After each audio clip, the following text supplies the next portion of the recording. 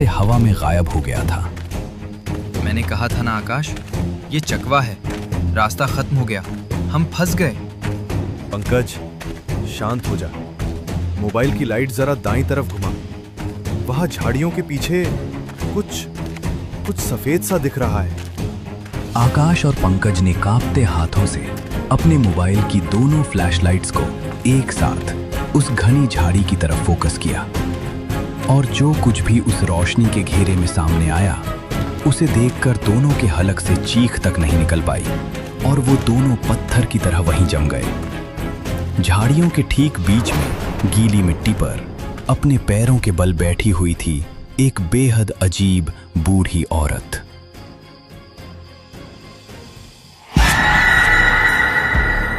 उसके सफेद बाल बिखरे हुए थे, लेकिन सबसे खौफनाक थी उसकी आंखें, जो मोबाइल की रोशनी में बिल्ली की तरह चमक रही थीं।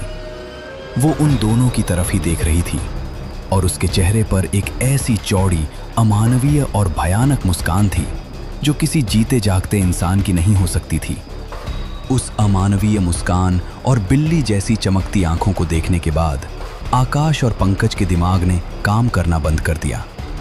डर की उस चरम सीमा पर उनका दिल जैसे थम सा गया और वो दोनों वहीं उस घने कटीले जंगल के बीच होश खोकर जमीन पर गिर पड़े। जैसे ही सुबह की पहली किरण कोंकण के पहाड़ों को चीरती हुई उस घने जंगल पर पड़ी, दोनों की आंखें खुली। उजाला होते ही वो खौफनाक मंजर गायब हो चुका था।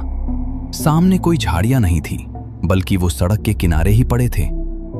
आकाश ने कांपते पैरों से बुलेट पर किक मारी और इस बार बिना किसी नखरे के इंजन तुरंत जिंदा हो उठा, जैसे गाड़ी भी उस जगह से भाग जाना चाहती हो।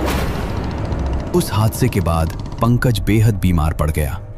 उसे इतना तेज बुखार आया, वो पूरी तरह से गुमसुम रहने लगा।